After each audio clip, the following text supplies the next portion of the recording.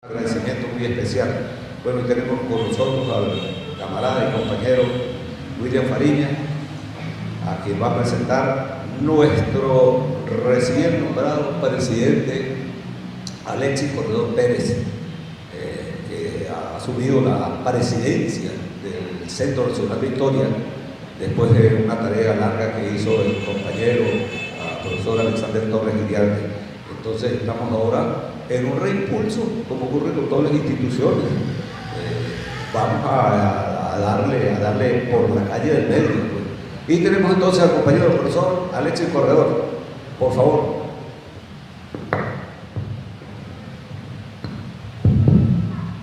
Gracias, profesor Carrero. Comandante. Bueno, buen día para todos y para todas.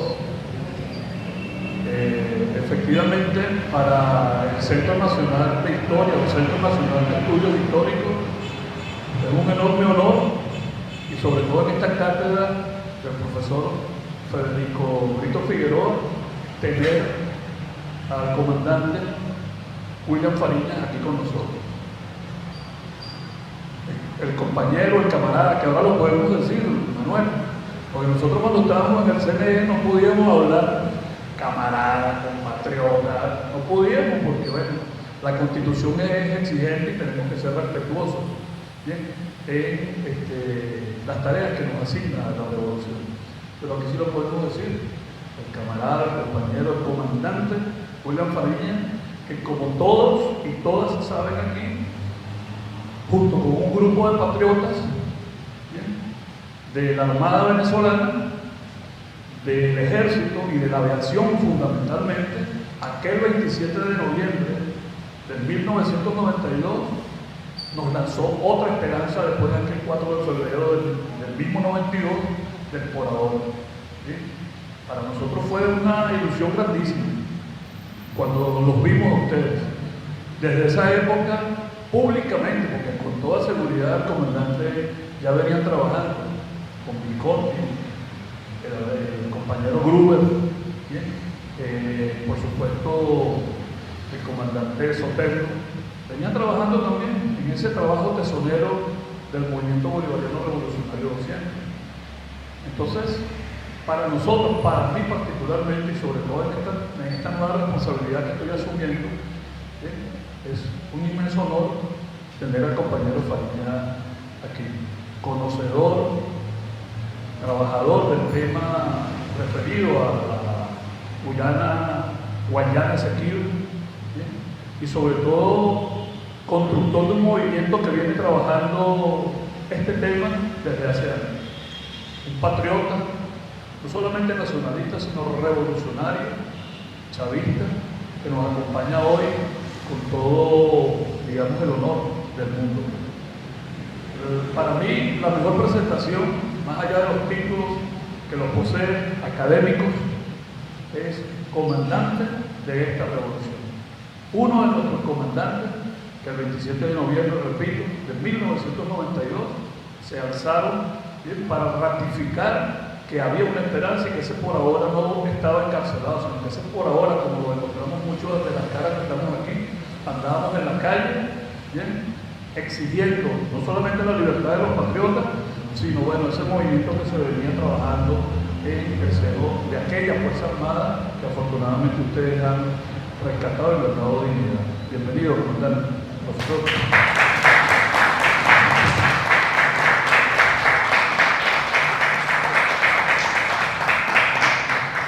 Gracias, presidente.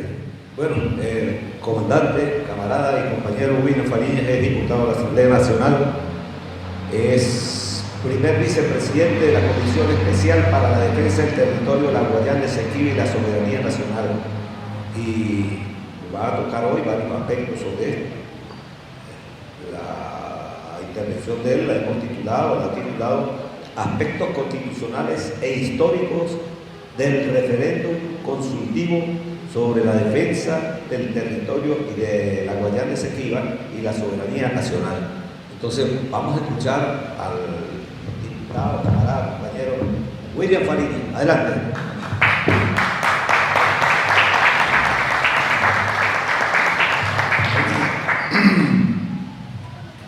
Honor a quien honor merece, de verdad, Alexis. Gracias, Alexis, por tus palabras, camarada, que hemos estado tantos años en esta batalla. A ti, Manuel, de verdad, gracias por esta invitación a esta casa de la historia insurgente para tratar un tema que abre un hilo en la historia de este siglo XXI para nosotros, las y los venezolanos. Cuando uno hace el análisis de las coyunturas, a veces cuando uno habla de la coyuntura cree que es un momento de la historia así en la temporalidad, ¿no? Pero las coyunturas, desde el punto de vista teórico, tienen que ver con un hilo de la historia. Y cómo en ese momento que nosotros analicemos, tiene una perspectiva del pasado, toma del pasado, de esas luchas pasadas, inclusive pretéritas, luchas primigenias, como los actores, la sociedad, los colectivos, estoy hablando en términos genéricos, los pueblos, se van sumando a esas luchas y la consecuencia que se van derivando en el futuro. Y quiero decirles que es un hilo continuo. Nadie puede decir que la historia se para. La historia es hija del tiempo. Y el tiempo continúa. Entonces digo esto porque esto que vamos a tratar hoy, que ha cogido un vértice la semana pasada y esta semana, un vértice, ¿no? Vértice quiere decir un pico alto, ¿no? Ok, vértice viene de vertical, vértice, de vertical, es un pico. Los vértices de la montaña, es un pico. Es como si uno fuera caminando por una llanura y vea en la lontananza, ve una montaña y se va acercando a esa montaña y es una montaña muy alta, es el vértice. Y cuando uno habla del vértice en una llanura, bueno, es porque es sobresaliente, pues. Yo no soy llanero, yo soy de origen marino, yo soy de la isla, de la ciudad marinera de Cumaná y de Margarita y de Araya y de Paria. Yo vengo de allá. Entonces cuando uno anda en el mar, que nos genera a los hombres y mujeres del mar, el mar en sí mismo nos aquieta. Lo sublime de la grandeza del mar, como lo es el llano. Yo eso lo he sentido de los llaneros disfrutan su llano. Cuando hay una montaña en el llano, ya el llanero se siente cómodo, porque es lo que lo calma, ¿verdad? Es el llano, todo plano. Así nos pasa a los llaneros y a los marineros y marineras. Porque cuando vemos una isla, bueno, ya nos llama la atención. Estamos en un proceso de la atención de la historia. Escúcheme, compatriota, estamos en un momento de la atención de la historia. Y qué bueno que esta casa de la historia esté a tono con este tiempo. Esta es la casa de la historia insurgente, que es una propuesta teórica, una propuesta ontológica, tiene que ver con los espacios y el tiempo, y las creencias y los valores. Nosotros, yo me inscribo en esta teoría, en esta propuesta, que la historia en verdad es una historia de insurgencias, es una historia de combates, una historia de luchas. No esa historia narrativa que nos han echado a nosotros como si fuera un cuento, ¿verdad?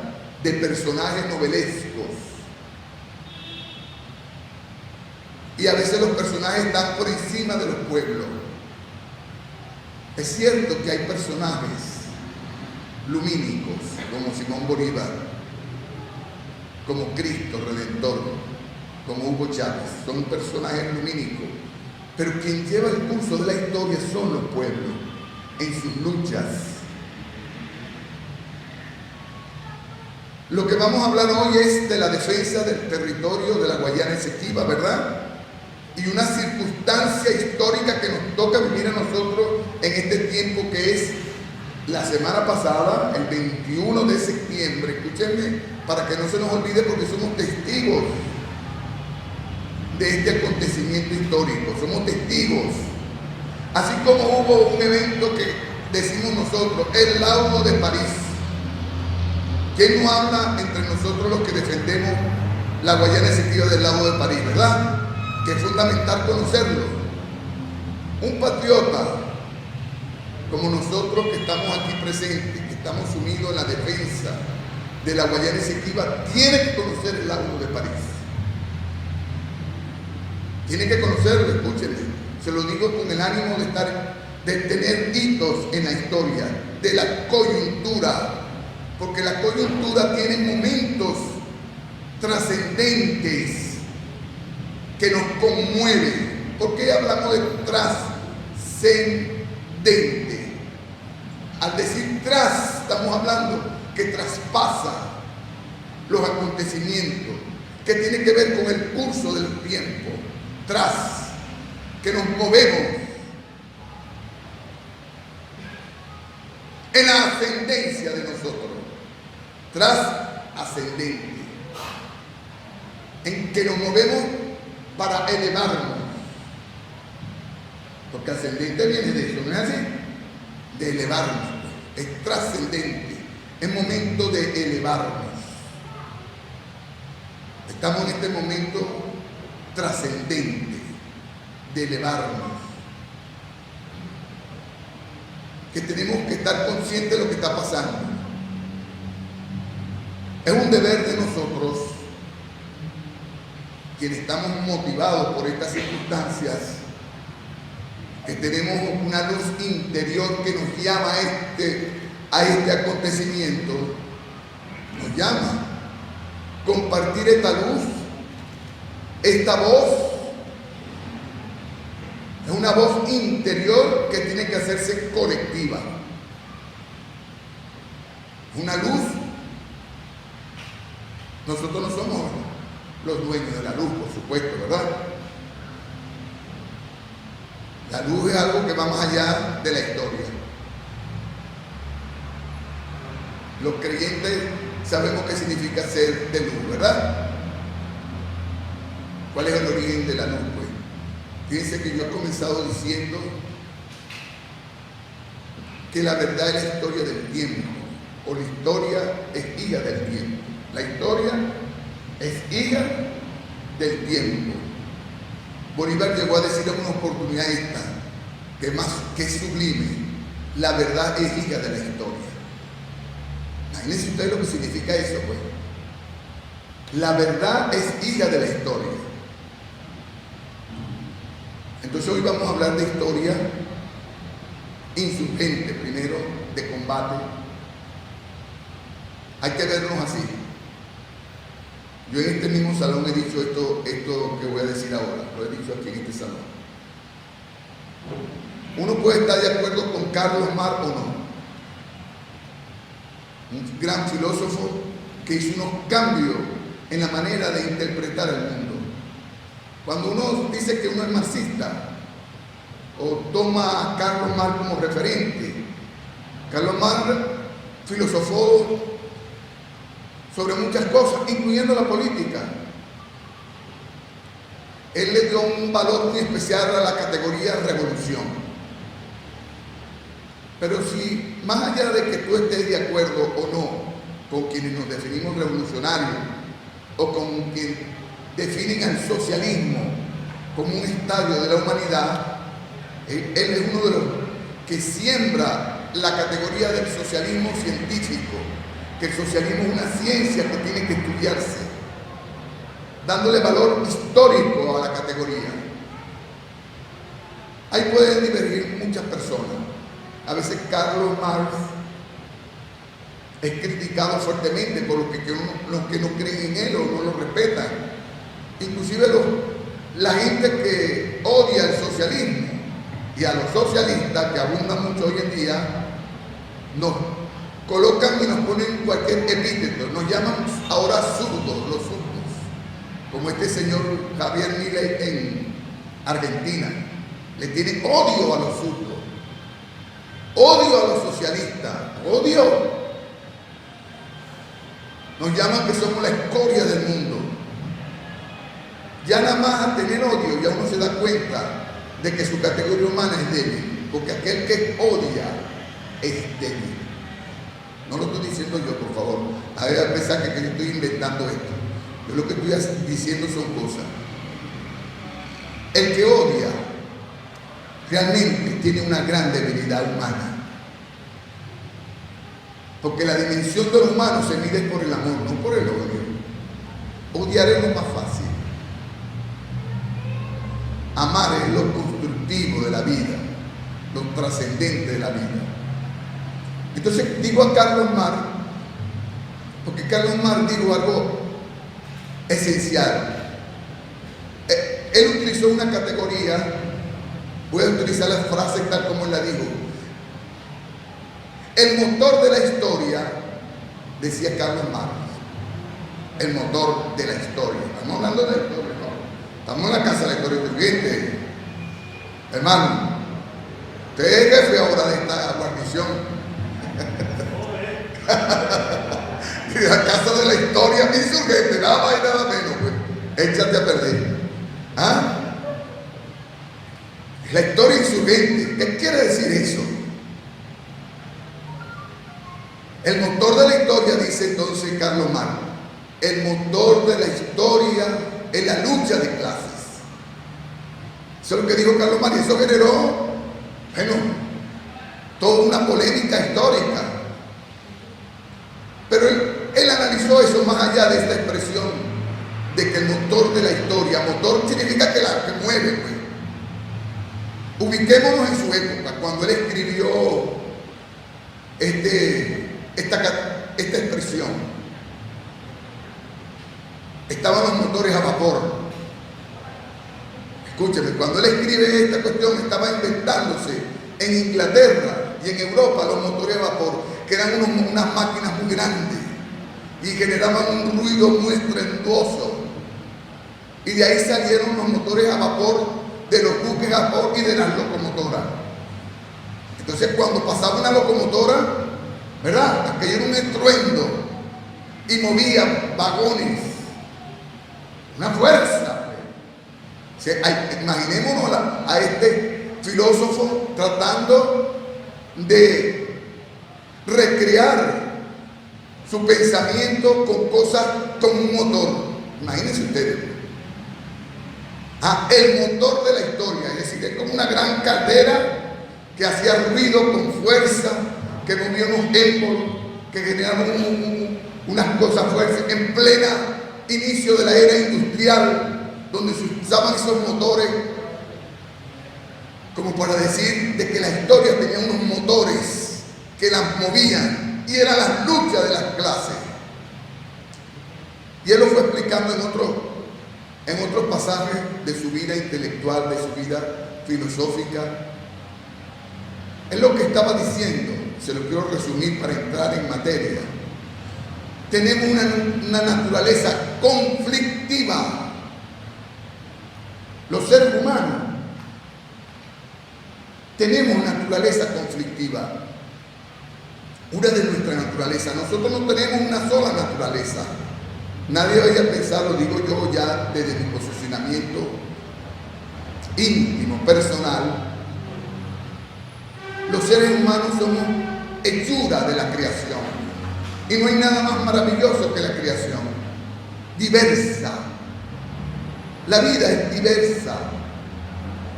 La vida está llena de tantas variantes que atreverse a decir que tiene un solo significado es tratar de encerrar lo que significa la vida.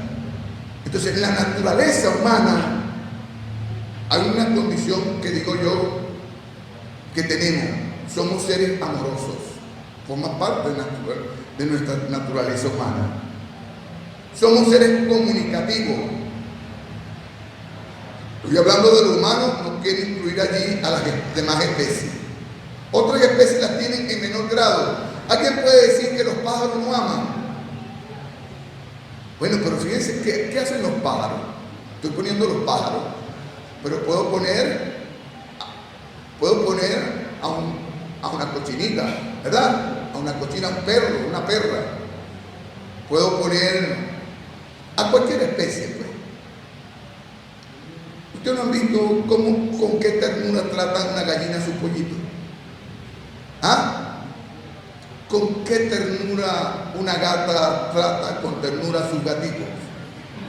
O un pájaro a sus polluelos. Díganme, si queremos calificar que el amor, una característica esencial, dicen los estudiosos del amor, es la ternura.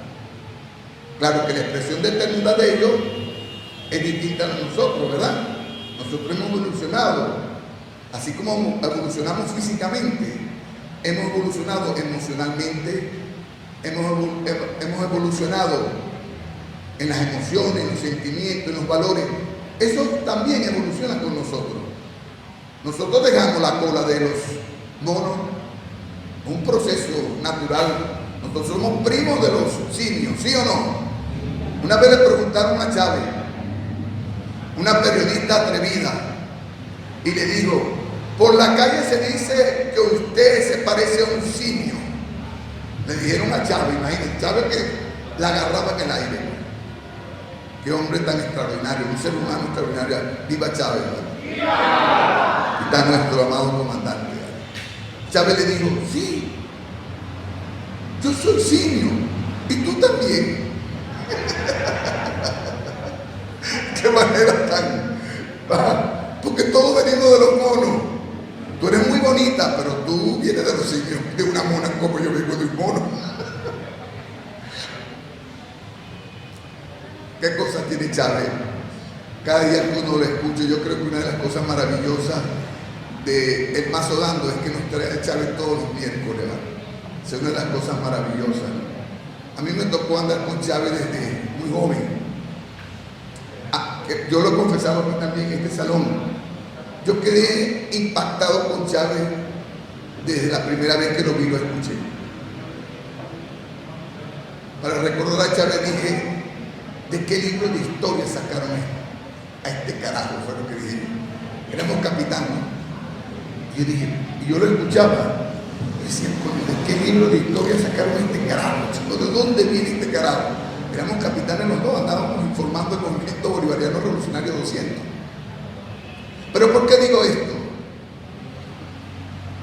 Nuestra naturaleza humana tiene varias sumideros de cosas como nos va llegando y nos vamos formando. Nadie piense tampoco que soy de los que cree eso, que ya estamos formados. Los seres humanos somos seres en formación, dialécticamente hablando. Estamos creciendo, digo yo creciendo porque es una dimensión matemática. Todavía no nos hemos desprendido de la matemática, porque es una manera de cómo nos acercamos al mundo. Fíjense un cambio que se está dando y quiero compartirlo con ustedes, ya que me permite esta conferencia hablar de tantas cosas. Hoy me invitaron a Globovisión y el periodista, yo lo respeto a los periodistas, pero quieren como encasillar uno, como si uno fuera un producto. Diga usted tal cosa y tal cosa. Yo me lo quedaba viendo y él sabía que iba a decir. Me pongo a decir: ¿y por qué tengo que decirte eso? ¿Usted está de acuerdo con esto, sí o no? Bueno, entonces le decía esto. Cierro aquí esta parte para hablarles seguir hablando de por qué estamos hablando de la historia. Estamos en un umbral del cambio humano. Alguien que quiera lo anote por allí. ¿Qué es lo cuántico? Escúchenme bien, lo cuántico. Esto nos va a cambiar la dimensión de lo que somos nosotros, de lo que es la realidad, de lo que es la creación. Siempre ha existido esto. Lo que pasa es que la gente no se ha dado cuenta. Yo soy de los que cree que somos parientes de todos. yo me siento pariente de los árboles y de los animales, y me siento pariente de las rocas y de la arena, y me siento pariente de la lluvia, y me siento pariente de las montañas. Yo no sé si yo soy hermano de ellos o ellos son hermanos míos, pero digo pariente porque bueno, estamos allí, porque nos metieron en el coco a nosotros, que nosotros éramos los superiores de la creación. Lo cuántico viene a romper todo eso, inclusive de la dimensión de realidad. Imagínense qué es lo que plantea lo cuántico, cómo se está manejando ahorita la física cuántica, con el ánimo de meterle la matemática, pues. Así nació la historia, así nació la sociología, la física social, les decían, en el siglo XIX. Ahora le dicen la física cuántica, pero lo cuántico es un cambio. Diciendo esto para aterrizar en el conflicto. Tenemos naturaleza conflictiva. ¿Y qué es conflicto? Conflicto, confrontarse, pues. Nos confrontamos. Porque hay grupos, personas, colectivos, naciones que tienen intereses distintos a otros y no han podido, como umbral de la humanidad, resolver este tema. No han podido resolver el tema de que yo tengo que dominarte y someterte para apropiarte de lo que tú tienes. No solo apropiarte de lo que tú tienes, sino someterte y para que tú me hagas caso, pues. Y dominarte. Esa es la naturaleza conflictiva que planteaba Carlos Marx. El motor de la historia es el conflicto, los combates, las luchas, las insurgencias. Ese es el planteamiento teórico, ontológico que nosotros desde Venezuela estamos haciendo para interpretar la historia. La historia es una historia de combates, es una historia de conflicto, de confrontaciones, de resistencia, de lucha permanente. El que crea, uno sueña como cristiano, llegar al mundo de la paz, pero es una lucha para llegar allá. El esfuerzo grande del humano es luchar por la paz y el amor, no por la guerra. El que plantea que las guerras son el sentido del mundo y la dominación del sentido del mundo son unos involucionados, se quedaron en el tiempo. La evolución marcha hacia la paz, hacia la convivencia, a la cooperación. Es aunque marcha el mundo. Jesús lo dijo. Pasó 3 años y se lo echaron al pico. En 3 años, pues, Bolívar tuvo un poquito más y Chávez un poquito más, que son seres de luz. La luz es Jesús, los demás somos seres de luz. Esto es lo que estamos planteando nosotros los venezolanos. Ponme esta primera imagen, por favor, compatriota. El compatriota de las imágenes. Andan por allá. Escúchenme, yo soy, lo he dicho, yo soy creyente, yo creo en Cristo, Redentor de los pueblos. No solo como Redentor de los pueblos, yo creo, con el respeto lo digo a todas las religiones y todas las creencias, pero bueno, yo siento que lo que nosotros llamamos Dios, en el caso de nosotros, para quienes creemos en Cristo, se hizo humano. Yo creo en ese, y vino a dar un mensaje, pues.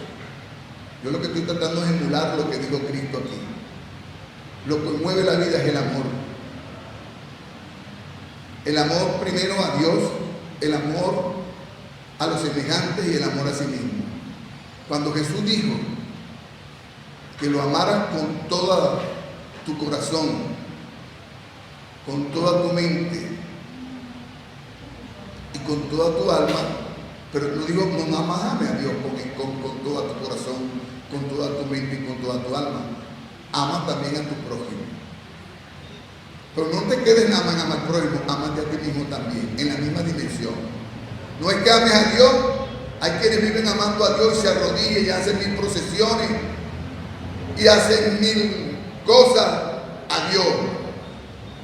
Y a los vecinos lo caen a coñazo. Me disculpan el término. Esa es una limitante muy pobre del amor. O no se aman a sí mismos, pues.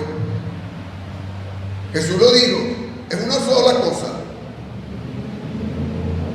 Entonces el mundo está marchando hacia allá. Yo soy de los que creen, compatriotas, se lo digo a ustedes acá. Comente, por favor, hermano. Esta es la primera imagen que quiero colocarle allí. ¿Sabe por qué le quiero? Ábrela a toda la que pueda abrirla. Porque se lo voy a recomendar, hermanos queridos, compatriotas. Este es el libro que debemos cargar para arriba y para abajo.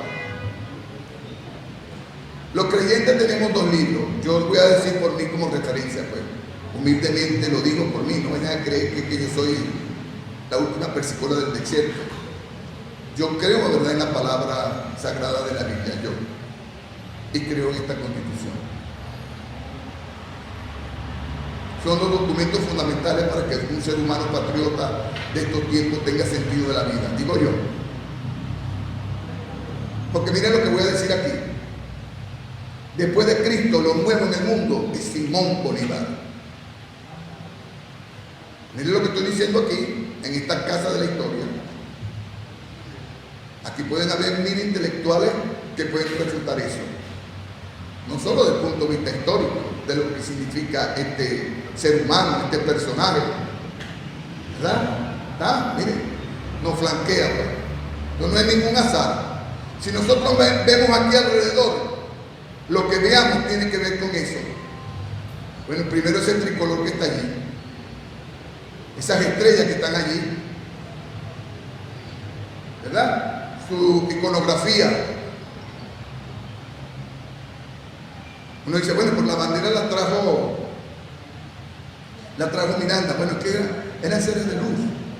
Es la misma generación como nosotros que estamos aquí presentes. Por eso es que las generaciones juegan un papel estelar en la conducción de la historia. Nos tocó a nosotros en el siglo XXI la defensa de la patria y del Esequibo.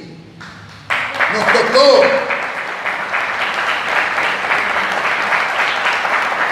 Como le tocó a estas mujeres y a esos hombres.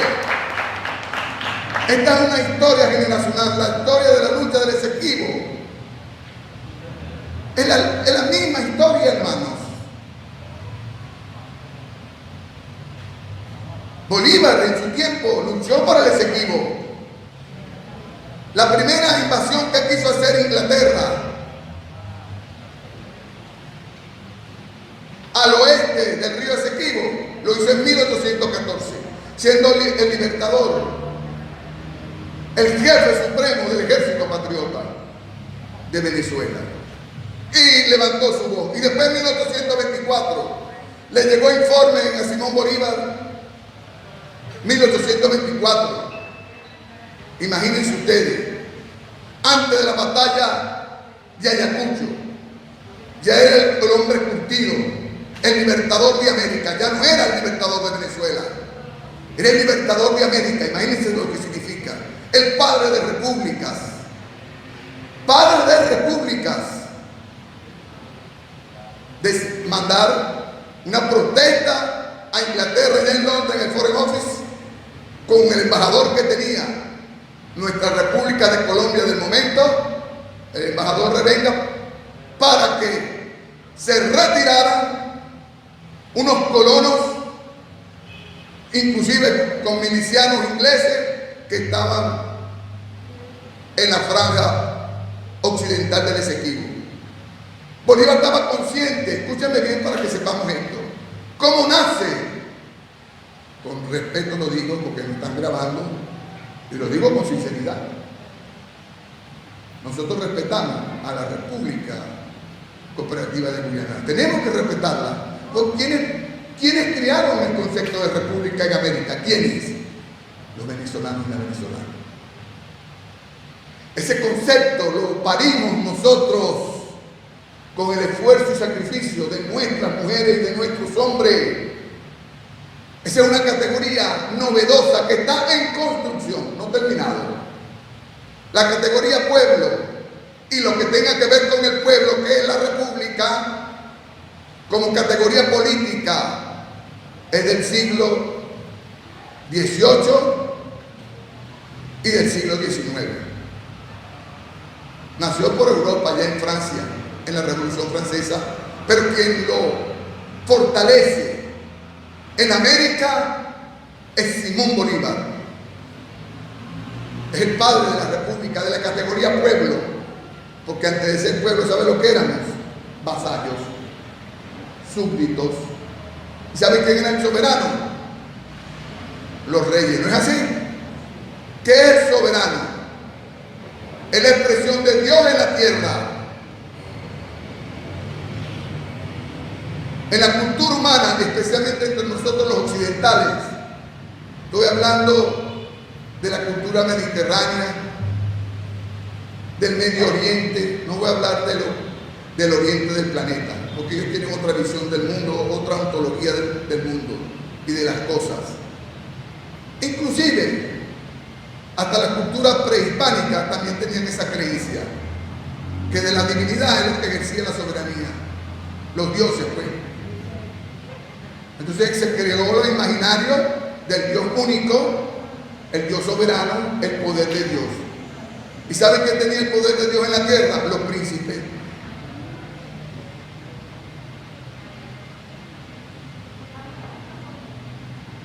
Bueno, entonces, por debajo de los reyes, de las reinas y de los principados, estaban los súbditos, los vasallos, que se sometían a ese soberano. Y tenían potestad para todo, para todo. Inclusive en estas tierras tuvieron potestad para crear la capitanía general.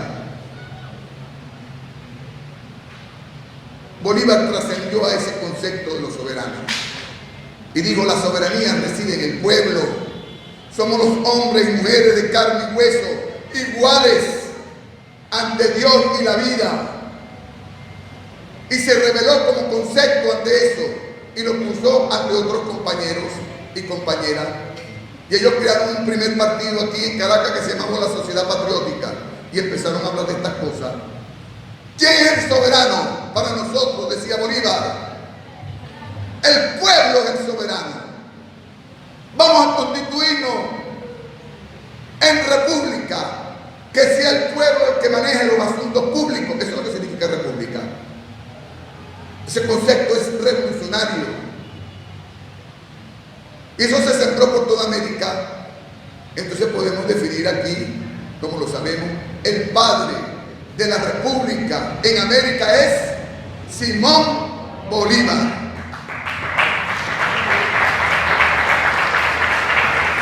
Pero cuando yo digo que Bolívar es lo nuevo, escúcheme por qué yo digo que Bolívar es lo nuevo. Este es para hacer una maestría. Porque plantea estos dilemas desde muy joven. Ya a los 22 años Bolívar hablaba de esto. Un muchacho de 22 años, allá en Roma, y hacía un análisis rapidito, sintético, pedagógico, didáctico, a su maestro Simón Rodríguez. Y hablaba inclusive de los chinos, de la India, del Medio Oriente, de los egipcios, de los griegos, de los romanos. Y él decía, es en América donde van a hacer un nuevo mundo, donde van a hacer una nueva concepción de la vida, que pueden enseñarnos ellos a nosotros. El primer concepto, libertad. Yo soy de los que cree la hipótesis que él dijo eso por la sangre caribe que llevaba por dentro. Porque si hay un grupo libertario, fuimos nosotros y seguimos siendo los caribes. Escúchame bien. Eso es lo que los tiene locos todavía los gringos y a todo el mundo, porque no han entendido que somos caribes. Una de las categorías esenciales de los caribes es esta: ser libres. No creían en someter a otros ni dejarse someter por nadie. Escúcheme esto, lo que estoy diciendo yo aquí como hipótesis de trabajo. Los caribes decían: somos libres, somos gente me somete, pero tampoco someto a nadie. Por eso es que nosotros no vamos a conseguir en la cultura caribe pirámides. Siempre nos han criticado, no, los caribes son unas tribus por ahí salvajes. Fíjate que ni siquiera hicieron pirámides. ¿Saben quiénes hicieron las pirámides en el mundo? Inclusive en América, los esclavos. Para poder hacer una pirámide hay que someter a otros para que carguen las piedras a punta de látigo. Cada pirámide que se hizo en el planeta es producto del sometimiento a otros seres humanos. En Egipto, lo digo, en los mayas, aquí en América, lo que llamamos América, los incas. Por eso es que los caribes preferían morirse ahogados allá en mi querida isla de Cubagua, cuando los ponían a buscar perlas. Preferían ahogarse. Por eso es que nos vemos aquí en la cuenca del Caribe, donde somos nosotros. Entonces, ¿qué nos decían? Esos son unos salvajes. La palabra caníbal etimológicamente viene de Caribe, porque su nombre originario era Caribes. Y después de ahí, caníbal. Y nos crearon un imaginario porque no nos dejábamos someter. Aquí no se rinde nadie, decían los caribes. Escúcheme.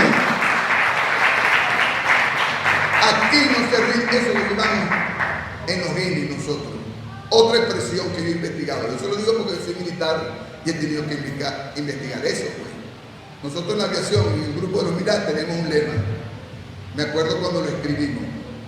Vencer o morir, en el grupo de los aviones Mirage, en la década de los 70. Yo vengo de la época de los hippies, quiero decir usted. Yo vengo de los 60. Yo vengo del mayo francés, de los hippies y de Busto. ¿Se acuerdan de Busto? Nosotros, píntate tú. No pintaba de muchachos de liceísta en los 60. Era una palomita y uno hacía la señal y era paz y amor, uno andaba en eso. Qué grata esa vida, de verdad. Entonces nosotros creamos en el 70, el 73, en el grupo de los aviones Mirage, unos aviones potentísimos que habían ganado la guerra de los 7 días entre Israel y Egipto, unos aviones franceses extraordinarios, supersónicos, parecían una punta de flecha. Todavía siguen volando por ahí, lo tuvimos. Cuando llegaron esos aviones aquí a Venezuela y a América, bueno, entonces empezamos a deliberar qué lema le ponemos hasta que llegamos vencer o morir. ¿Sabe de quién es esa categoría? De los caribes. Cuando ellos iban a combate, sabían que nadie venía derrotado. Es decir, para ellos, fíjense, es una cosa extraordinaria, hasta medio loca, ¿no? Si tú vas a una batalla, es a vencer. Olvídate que tú vas a venir a pagar derrotado. Y eso existe en nuestros hogares. Yo me acuerdo de mi abuela, que no sabía leer ni escribir, y de mi padre, que no sabía leer ni escribir, y decía con dignidad, ¿verdad? Siempre con dignidad. Acá usted no viene derrotado. No lo decíamos nosotros los viejos, de nosotros antes, ¿verdad? Si usted va a estudiar, para acá no viene derrotado. Si usted va a trabajar, para acá no viene derrotado. Y cuando uno lo jodía en la escuela, tenía que venir sin llorar. ¿Qué pasó? Uno lo había jodido en la escuela, pero bueno, tenía que aguantar, ¿verdad? Ese es Caribe. Entonces empezó un debate en los 70 entre nosotros ya en la base Libertador, en Maracay. No, que eso es de origen de los griegos. Es cierto que los griegos, especialmente un pueblo griego que se llamaba los espartanos, crearon un lema así, pero hace 4.000 años. Los caribes están caminando en esta tierra hace 25.000 años. Cuando Cristóbal Colón llegó aquí, en su tercera expedición, porque esa es otra cosa que hay que cambiar de la historia nosotros de su gente. Los viajes de Colón, como si fuera una novela. ¿Qué viaje nada, chicos? ¿Quién va a mover naves con cañones? ¿Con qué interés? ¿Venían a buscar coco? venían a bañarse en la playa de nosotros. No, venían a buscar oro, riqueza. Una expedición militar de conquista. Pues nos metieron los viajes de Colón y nos los metieron aquí, nos colonizaron. Escúcheme, la expresión de colonizar no es nada más de quitar tierra, es conquistar mentes y conquistar corazones. Y no han conquistado más por los corazones y por la mente que por la fuerza, como decía el Libertador. Yo recuerdo, de verdad, estudiando allá en Cumaná, nos agarraron a un grupo. Yo tenía el pelo medio chicharrón en aquella época, y a unos negritos, luz, y a los más oscuritos éramos los indios. Y en la casa nos prepararon unos guayucos y agarraron a los catiritos de la escuela y eran los españoles. Y los trajecitos de ellos eran más bonitos que los de nosotros, porque tenían botas, un tremendo cinturón, un casco alguno. A Colón le pusieron como una boina. Ellos tenían espadas y nosotros íbamos con unos palitos y una flecha. Y la maestra nos llevaba con cariño. Lo hacía de la dimensión de que estaba conquistada su mente y sus corazones, de que Colón era el padre de la patria. Y nos decía a los oscuritos y a los negritos: arrodíllense que viene Colón, otro compañerito de la escuela. Y uno se arrodillaba. Y la maestra le decía al catirito de la escuela: saca la espada y póngasela ahí. Te bautizo en nombre del rey. No, ¿sí o no? Y cuando llegaba el 12 de octubre, en pocos días, las carteleras se llenaban de las 3 carabelas. El día de la raza. ¡Ay, Dios mío, qué bueno! Hasta que llegó Chávez y nos mandó a parar.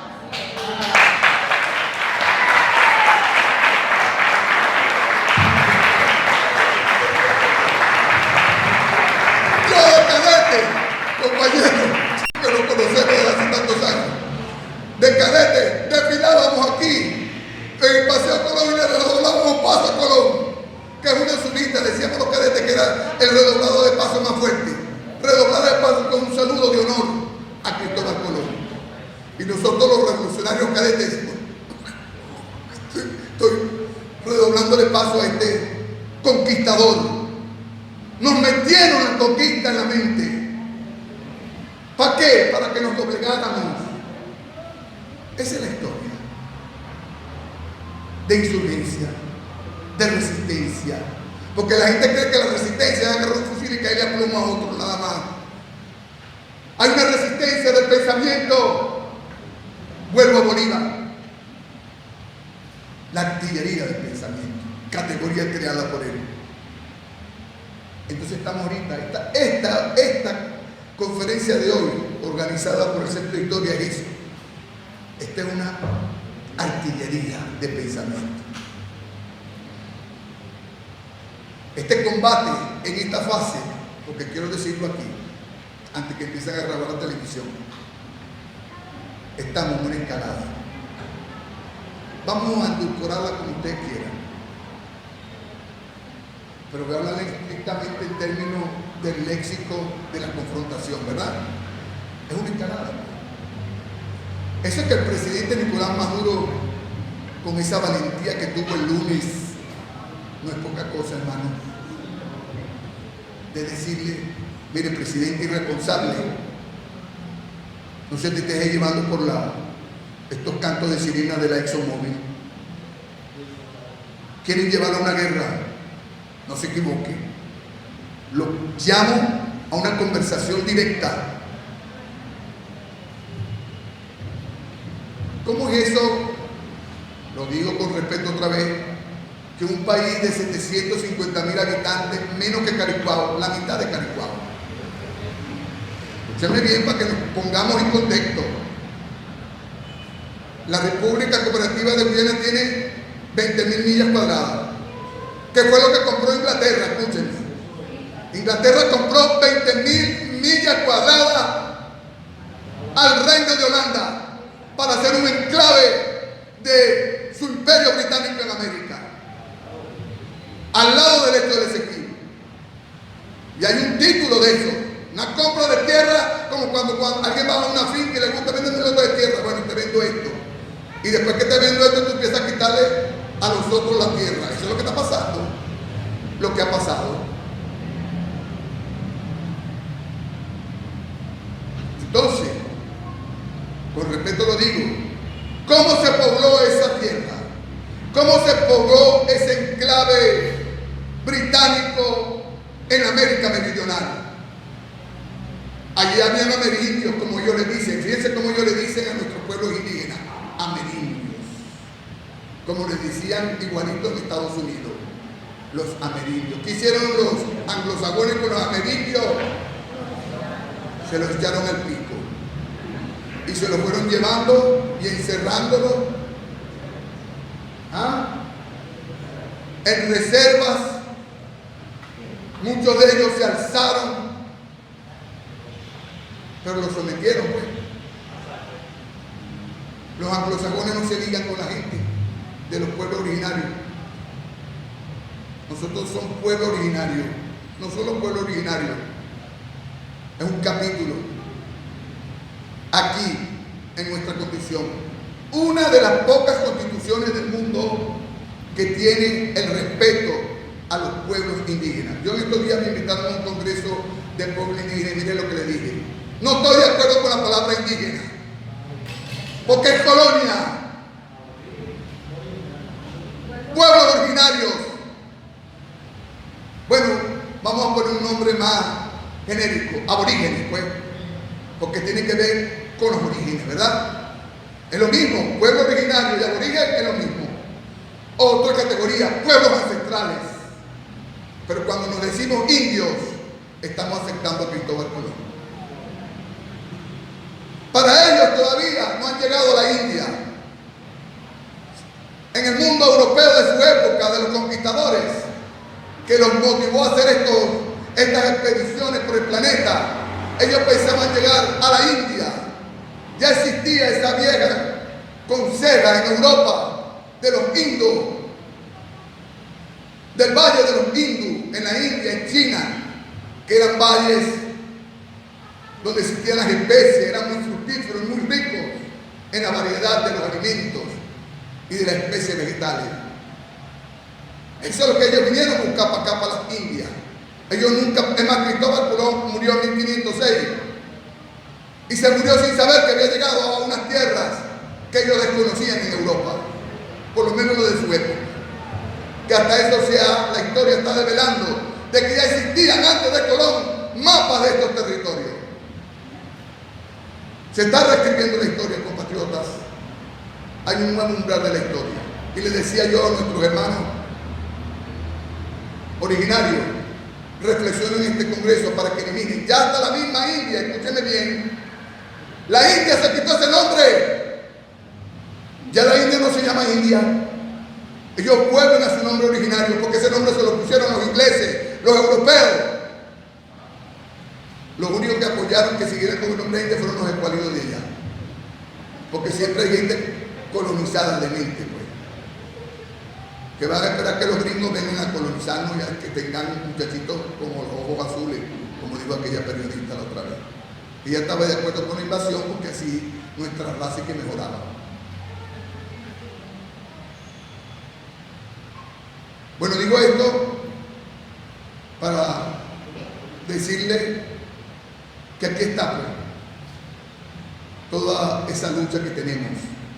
Estoy hablando de los antecedentes históricos de esta controversia y después por qué llegamos nosotros en la Asamblea Nacional a decidir que se haga un referéndum consultivo. Aquí está la matriz original, pues. Esta constitución es la número 25, escúchenme bien, compatriota, en la evolución de cómo nos constituimos nosotros. ¿Qué significa constitución? Es un acto deliberado en razón, mente y corazón y alma de nosotros como pueblos. No vamos a pensar que somos los únicos. No, los seres humanos se constituyen en naciones, en estados, en repúblicas. Nosotros nos constituimos originalmente como república. Esta es la número 25 que se ha hecho desde el 5 de julio de 1811. La número 25. Es decir, que ha habido 24 antes. Y cuando nos fuimos a constituir por primera vez, imaginemos nosotros hace 200 y tantos años en esta misma ciudad que decidimos vamos a constituirnos como república, ¿verdad? Alguien se preguntaría en su lógica sencilla, ¿y cuál es el territorio de esa república? ¿No es así?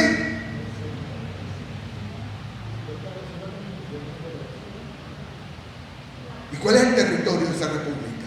Esos hombres y mujeres tuvieron que pensar sobre esta decisión. ¿Cuál es el territorio? Porque si te vas a constituir como nación, recuerden también que en ese siglo XIX, estamos hablando de a principios del siglo XIX, ya estaba emergiendo en el mundo el concepto de Estado-Nación. La república es una forma de gobernarse en un Estado-Nación.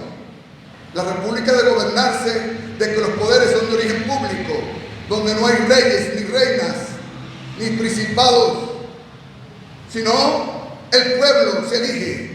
Una corriente novedosa, revolucionaria,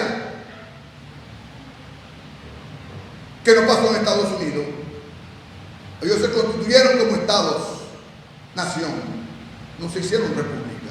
Estados Unidos no es una república. Claro que nació primero que nosotros. Ellos son estados-naciones e hicieron una gran confederación. Nosotros, nuestro nacimiento de Estado-Nación fue como república. Es distinto a ellos. Por eso es que ellos siguen llamándose Estados Unidos. En el concepto naciente del siglo XVIII, a finales del siglo XVIII, 1773 en Estados Unidos, 1811 nosotros. Concepto que están haciendo. Porque ellos son anglosajones. Ellos no creen en el pueblo. Ellos creen en su relación directa bajo otra forma, pero no en el pueblo. Para ellos no existe la categoría pueblo. La gente cree que es pueblo es porque es una mayoría, no, pueblo es una categoría política. Todavía no terminado. Hay gente que vive a veces en los barrios y no se cree pueblo. Y son pobres como nosotros. Se siente casi de la burguesía. La burguesía tampoco fue pueblo, hermano. Se apropió de esa categoría para hacer revolución en Francia. Aquí quisieron hacerla igualito.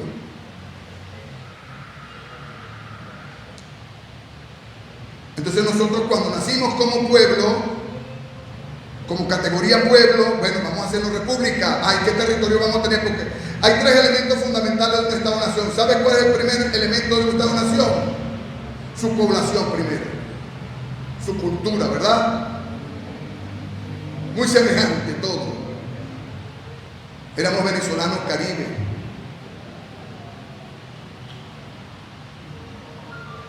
En una mezcla con europeos, con afrodescendientes.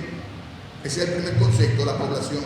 Pero hay un concepto inequívoco, inexorable para hablar de Estado-Nación que se llama territorio. No podemos hablar de Estado-Nación ni de República sin su territorio. Es una categoría universal, histórica, ontológica.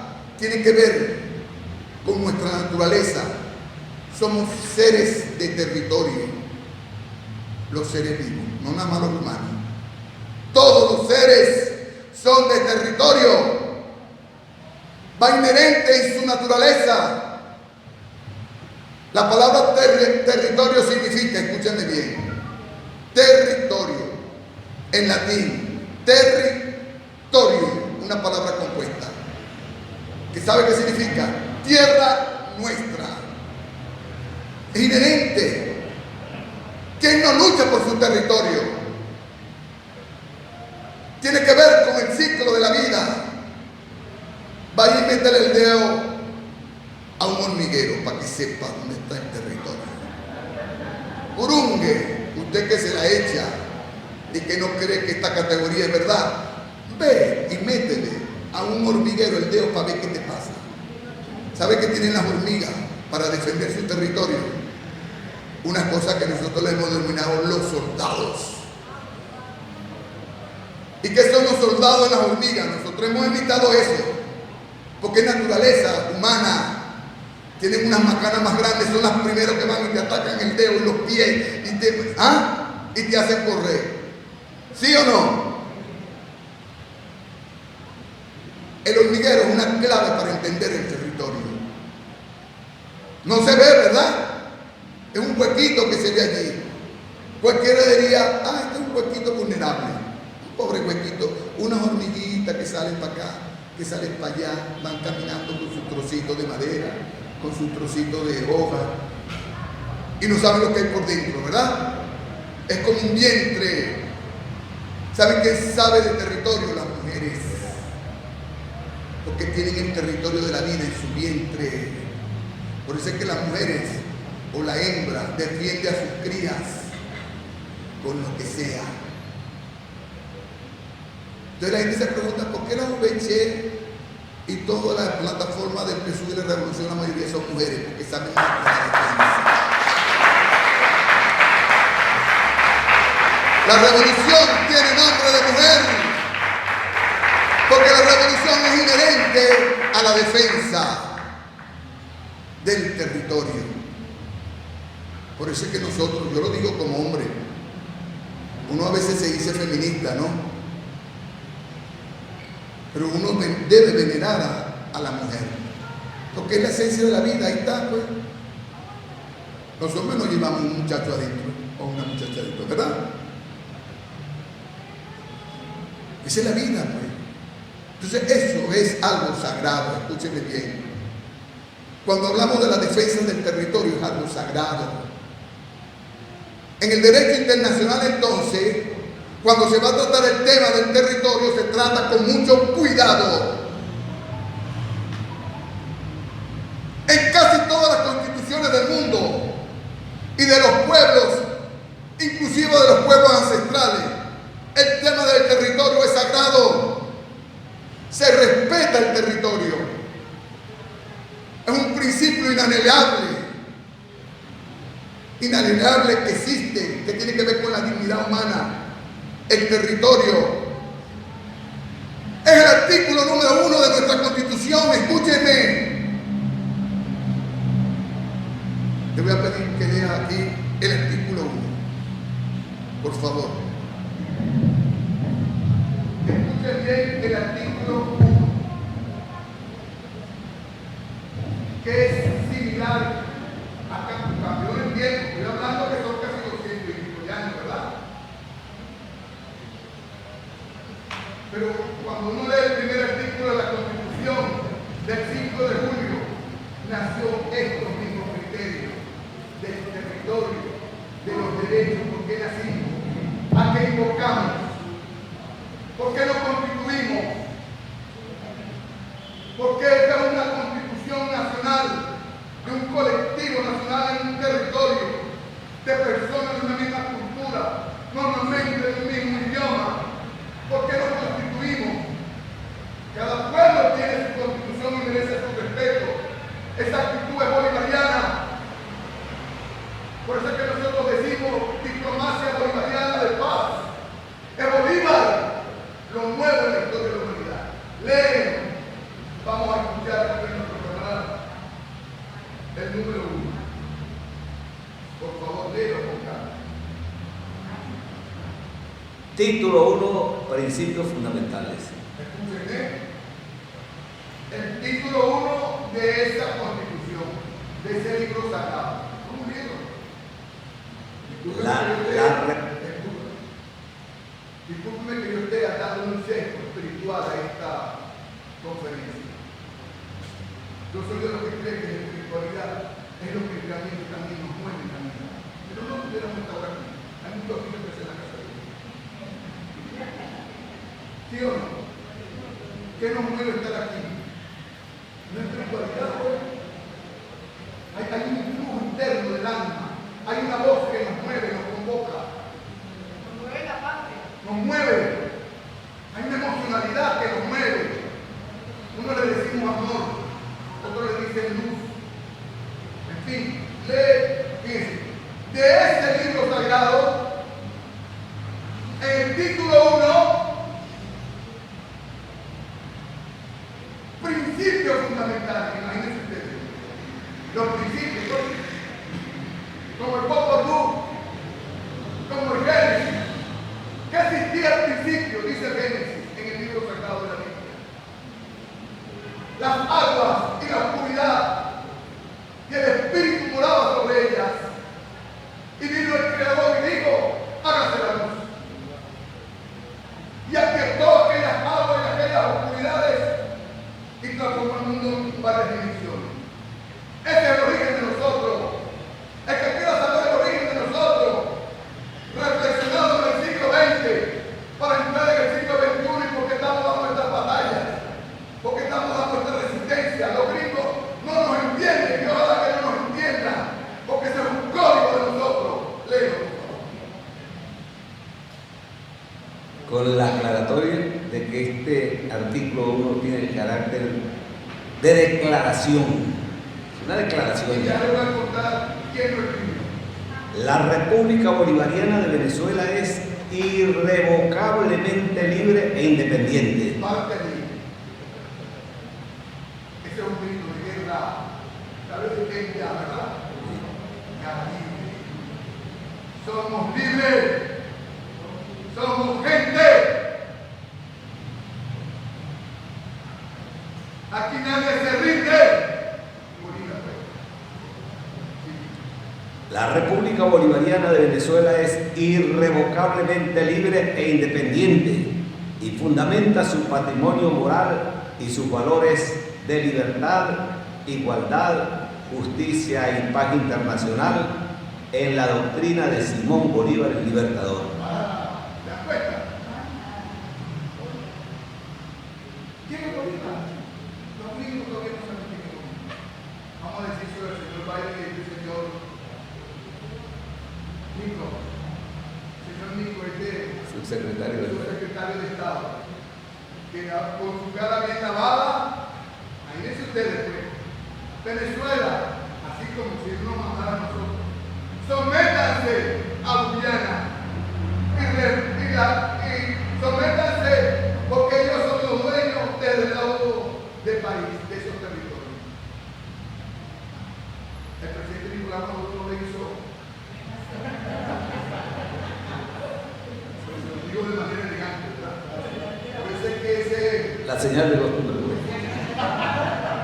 por eso es que ese programa tenemos que verlo más de una vez. Esa declaración didáctica que nos dio el presidente Nicolás Maduro de Maduro más. Sí. Son derechos irrenunciables de la nación la independencia, la libertad, la soberanía, Ahora te digo soberanía. ¿Qué es la soberanía? Es el poder absoluto, supremo, perpetuo. Después de Dios, para nosotros es el pueblo. Por eso es que nosotros decimos los bolivarianos y chavistas, la voz del pueblo es la voz de Dios. Ese es el soberano para nosotros. Es el pueblo el soberano. Sabemos los tres elementos fundamentales de la soberanía. Les voy a decir tres elementos fundamentales de la soberanía. Primero, el territorio. No podemos hablar de soberanía si no hay territorio. Segundo, el pueblo. Y tercero, el poder. Territorio, pueblo y poder para nosotros es indomable, es perpetuo, es soberano, es quien decide las cosas. Aspecto constitucional. ¿Sí? Son derechos irrenunciables de la nación la independencia, la libertad, la soberanía, la inmunidad, la integridad territorial. Imagínense eso, derecho irrenunciable. Ni que te rindas, Ni que renuncie. ni que renuncies. Te estoy apretando el pescuezo y matando. Ríndete. Renuncia a tu tierra. ¿Quién aquí puede renunciar a su tierra? Dígame pues. ¿Quién de nosotros puede renunciar a su tierra? Para tener ese sentimiento se necesita ir a una universidad. Se necesita tener una cuenta bancaria. Vivir en una quinta en el country club. Desde el cerro de Petare, desde la playa más lejana, el punto más lejano de la selva, en cualquier lugar del territorio.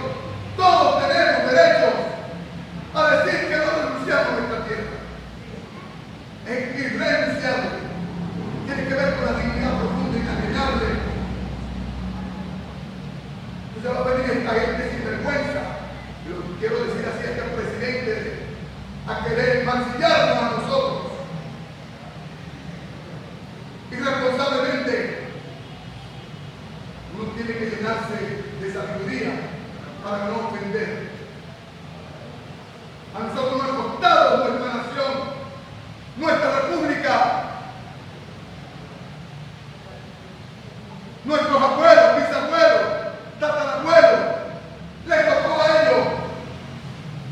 Y muchos de ellos murieron. La mitad de la población. Son derechos irrenunciables de la nación la independencia, la libertad, la soberanía, la inmunidad, la integridad territorial y la autodeterminación nacional. Alto. ¿Se dan cuenta? El número 1. Entonces, el que quiera preguntar por qué sale este pronunciamiento de la Asamblea Nacional, tiene que irse este artículo, pues. Yo recomiendo inclusive, porque como estamos utilizando una categoría que el presidente la dice mucho y que tenemos que asumirla todo, escúcheme bien, por favor, lo digo con mucha seriedad y responsabilidad. Diplomacia bolivariana de paz. La gente cree que porque uno habla de paz es porque es debilucho. Ay, ese es pacífico. ¿Saben cuál es la virtud más trascendente y fuerte de los seres humanos después del amor? La paz. La guerra facilita hacerla. Construir la paz, eso sí es que es difícil. Jesús lo dijo, pues, mi paz la doy. ¿Verdad? La doy mi paz. Si uno quiere resumir a Jesús en su doctrina transformadora de la conciencia humana, es amor y paz. Por eso es que yo me identifico con los hippies. ¿Te das cuenta ahora? Ahora eso no se usa. La gente cuando dice amor y paz, ay, mira falta besito de rosadito.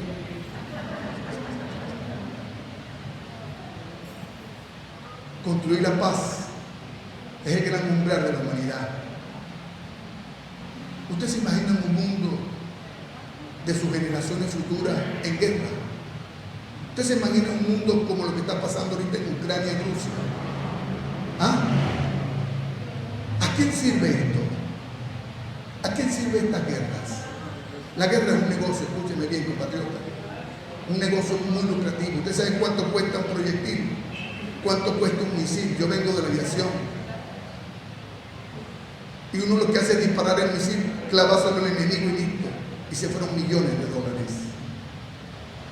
Y ahí sí tenemos que entrenarnos, lanzando misiles, lanzando bombas. Es un negocio la guerra. Nos quieren crear un escenario de guerra aquí en nosotros. Y este presidente, como un tonto útil, lo digo ya, a que se ponga las pilas. Ellos deben Esa es una papa caliente que le lanzó el presidente Nicolás Maduro. Con fuerza. Una papa caliente.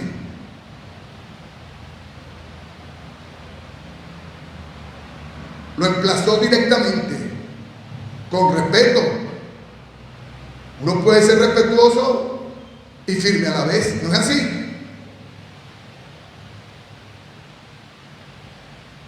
El respeto es una muestra de amor, es un principio del amor.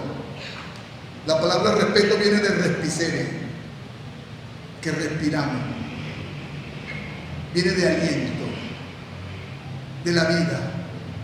Somos seres vivos porque tenemos aliento, porque hubo un creador que nos lo supló. No nada más lo dice la cultura de nosotros judeocristianas, no, todas las culturas y poblaciones del mundo, desde los que seres humanos caminan en este planeta, han sentido una especial reverencia sagrada sobre el hálito de la respiración, de la vida.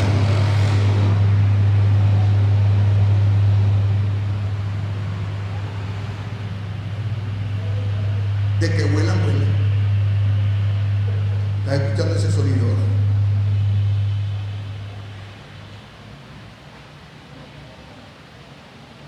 De que vuelan, vuelan. A veces no le paramos a las cuestiones espirituales.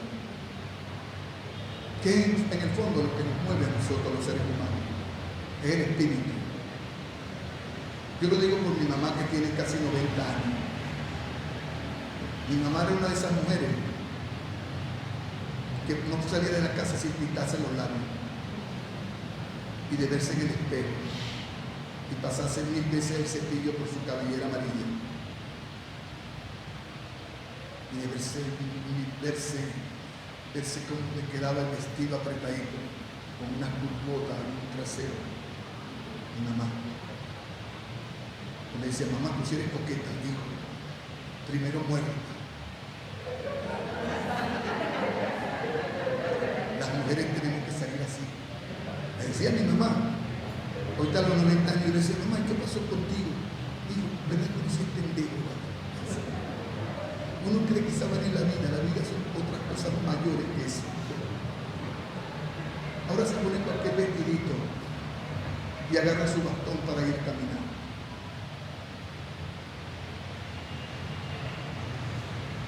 Y me dice: es en el espíritu donde está la esencia de la vida, no en la riqueza, hijo. Ahora me dan unos consejos distintos como cuando era niño.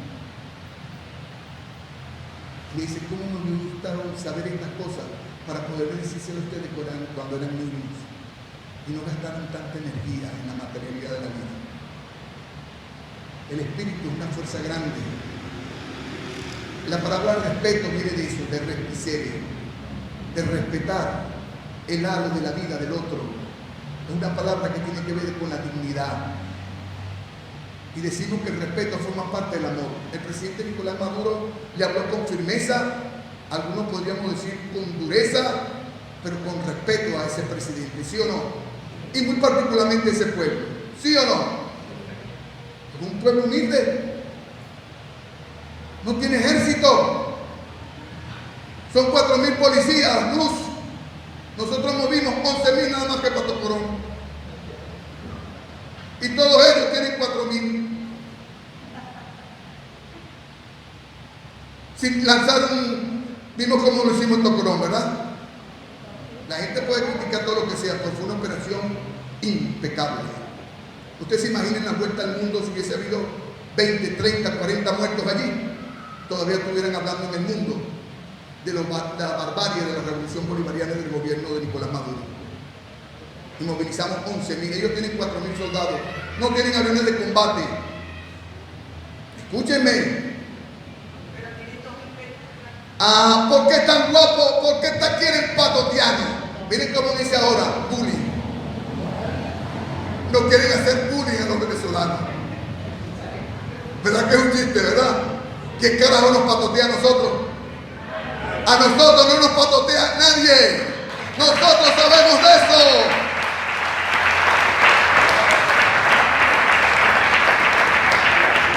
Nosotros sabemos de patoteo.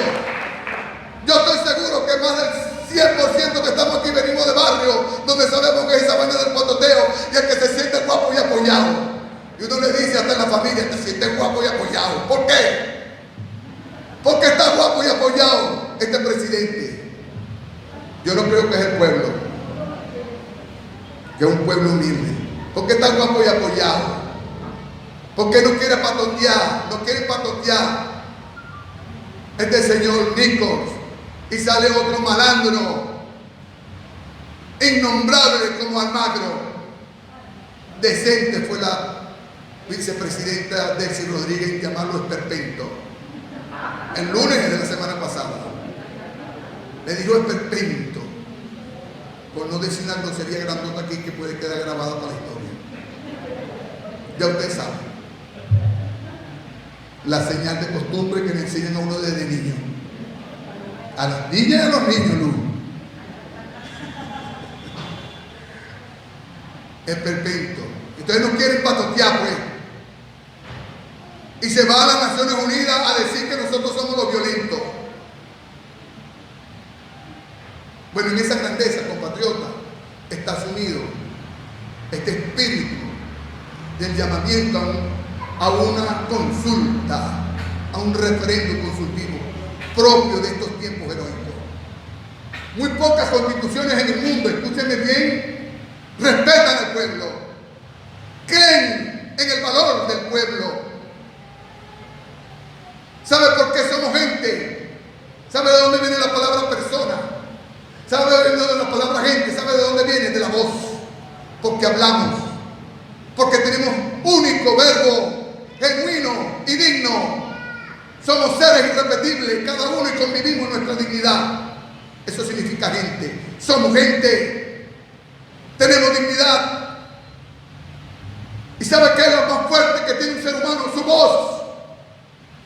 Su opinión. Por eso es tan importante este tema desde el punto de vista didáctico, mi querido profesor. Estamos en tiempo de la pedagogía política, de poder compartir estos saberes de manera horizontal, conversadito, como dice Nicolás.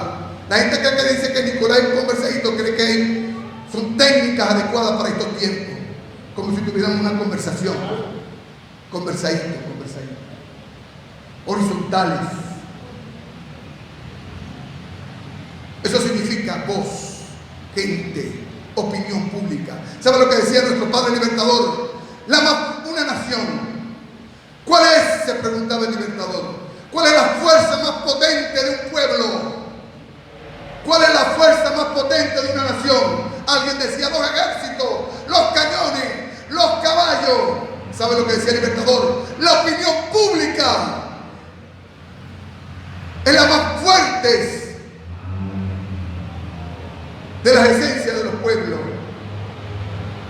La opinión pública es la principal fuerza que tiene un pueblo. Consultar a la opinión pública, a la sabiduría de nuestro pueblo. Ninguno de estos diputados, empezando por mí, con el respeto que le tengo a todos, sabe más que el pueblo. Ninguno de esos casi 270 diputados sabe más que el más humilde de los campesinos, de los pescadores, de los pueblos indígenas, de la gente de nuestro barrio, de cualquier ciudad. Nosotros somos expresión en la Asamblea Nacional de la sabiduría del pueblo. Entonces me pregunta a mí, ¿y por qué vamos a llamar consulta? Porque es la fuerza más grande que tiene un pueblo. Su sabiduría. Ese es el espíritu del referéndum consultivo, de una consulta humilde, lo decimos, en las palabras del doctor Jorge Rodríguez, quien ha tomado esta iniciativa por parte del Estado. Esta es una responsabilidad de Estado, es un mandato de la Constitución, es el pueblo el que manda. Léeme el artículo 3, por favor. Vamos a leer el artículo 3 para ver si es verdad que eso está allí o no.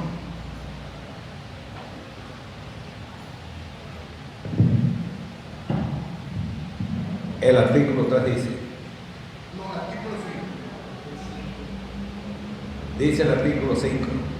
La soberanía reside intransferiblemente en el pueblo, quien la ejerce directamente en la forma prevista en esta Constitución y en la ley, e indirectamente mediante el sufragio por los órganos que ejercen el poder público.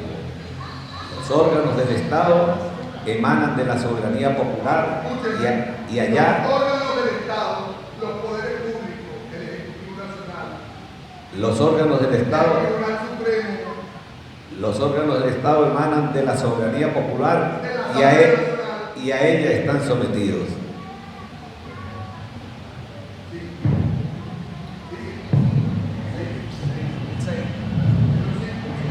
No, ya.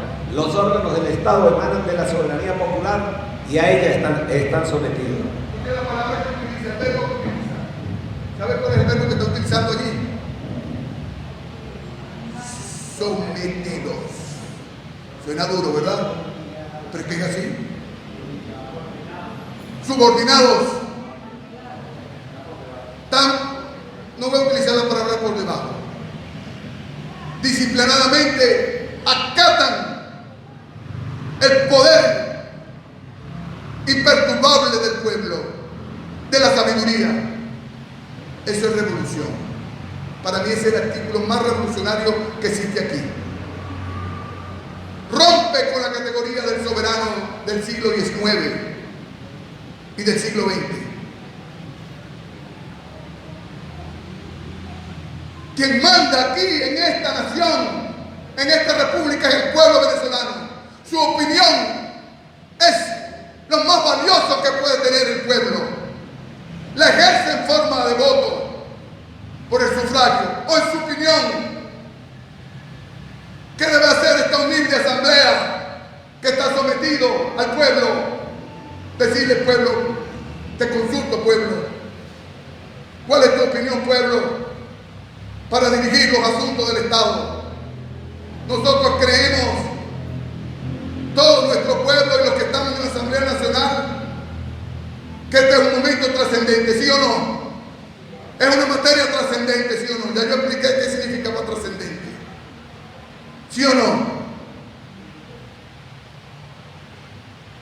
Esta Constitución estableció que el pueblo tiene derecho a participar en los asuntos públicos.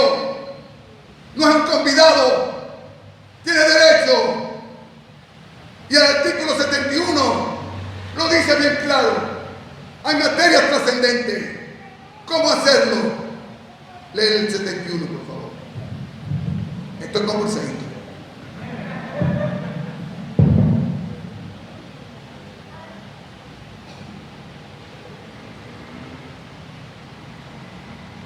El artículo 71 dice,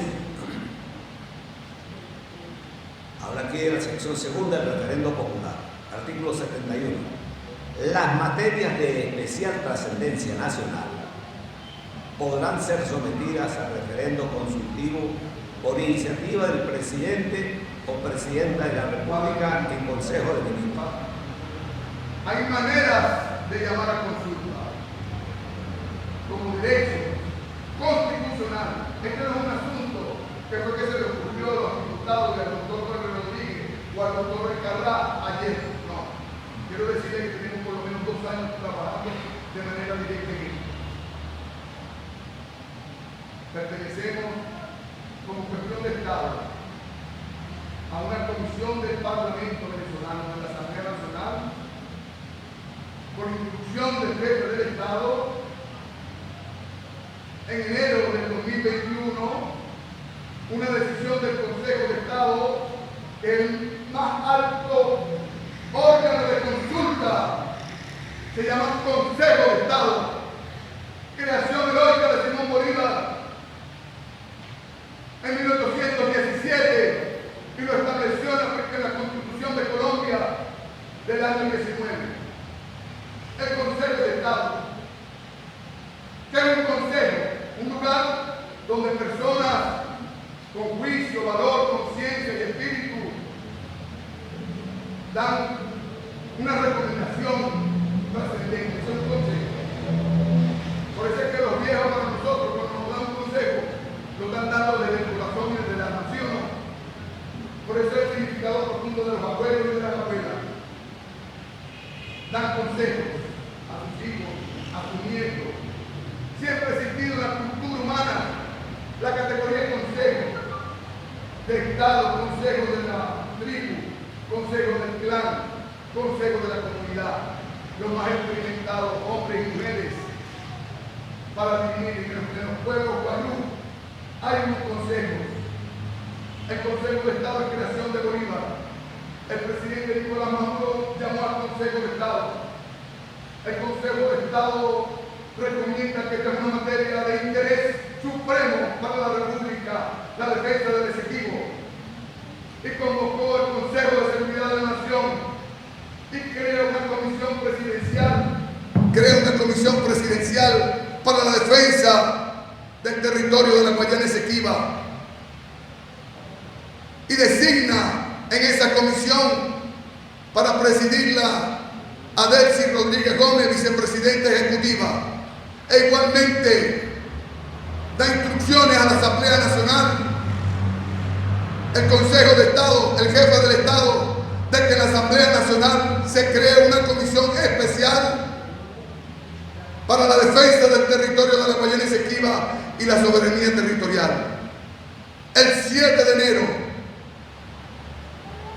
del 2021, jueves 7 de enero del 2021, se creó una comisión especial para estos temas que la preside nuestro honorable maestro, el doctor Germán Escarrá. Pido un aplauso para el doctor Germán Escarrá. Un maestro de todos nosotros. Aquí estamos varios que pertenecemos a esa comisión. Cada sesión es una clase, un aprendizaje profundo con la sabiduría de este ser humano patriota que es Germán Escarrá. Y nos colocó a un grupo de diputadas y diputadas para que formáramos parte.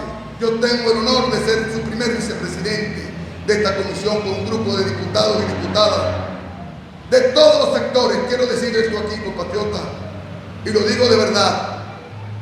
Esta es una comisión de Estado, de unidad nacional. Este tema de la defensa del Esequibo es de unidad nacional. No es un tema de partido, no es del chavismo, ni del PSUV. Es de todos nosotros. Y les voy a decir algo también. Hay gente que no es chavista y es patriota como nosotros. La gente cree que para ser patriota tiene que ser chavista. No.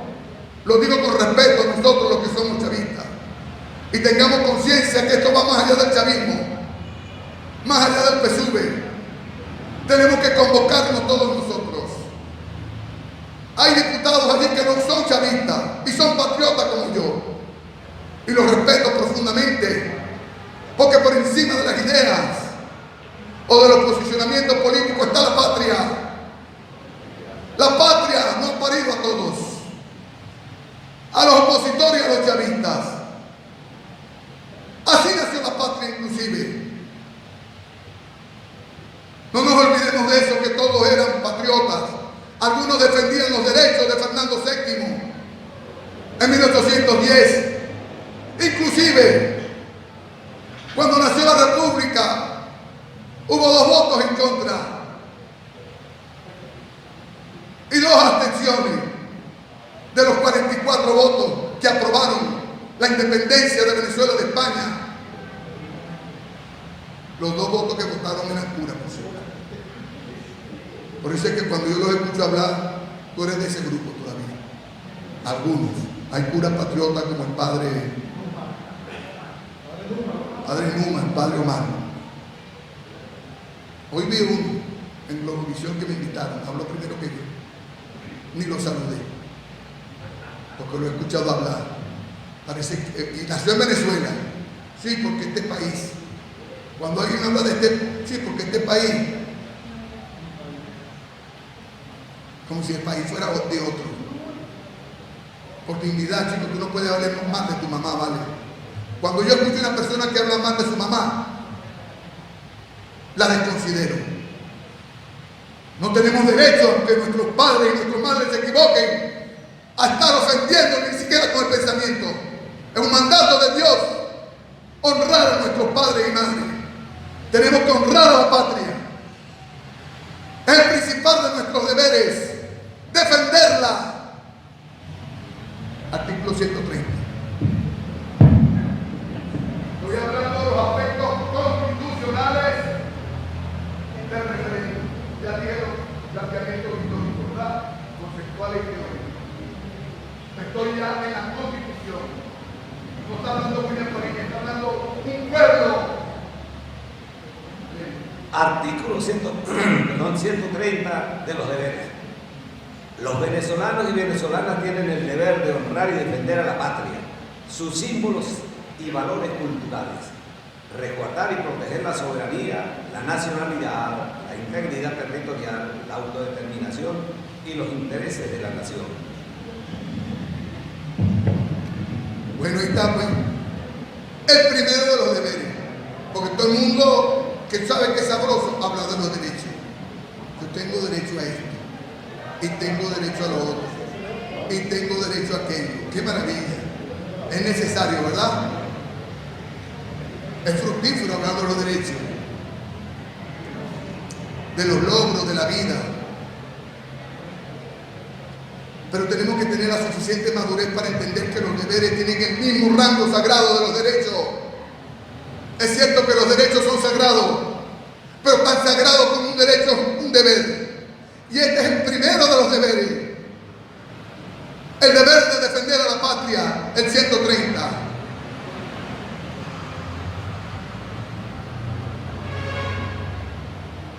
Como el artículo 71, que habla de esta dimensión. ¿Qué viene ahora para ir cerrando esta conferencia? ¿Qué viene ahora, compatriotas? Hay preguntas. ¿Cuándo va a ser el referéndum? ¿Cuáles son las preguntas? ¿Cómo va a ser la modalidad? Lo primero que quiero decirles es que el primer paso es la pedagogía política.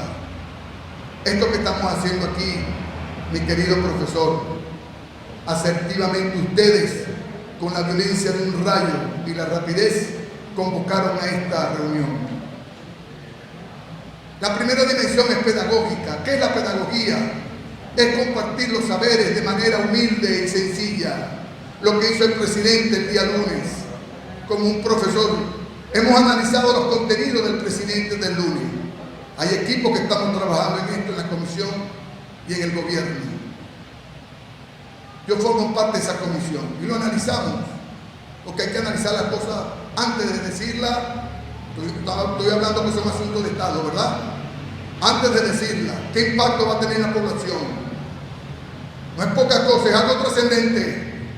Tiene que ver con la vida o la muerte, porque tiene que ver con la guerra. La guerra es un asunto muy serio.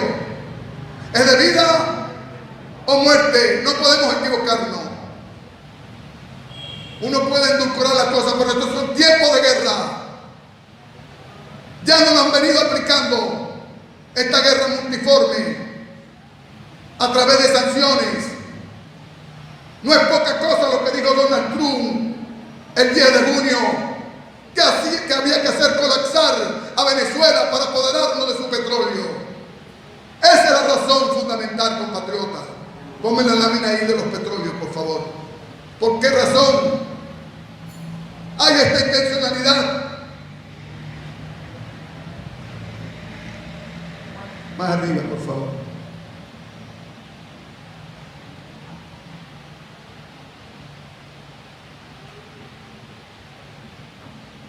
Ahí está la razón. La van a ver ahorita. Se pegó. Así decimos nosotros en la tecnología. Ayer hubo un primer feria internacional de la tecnología.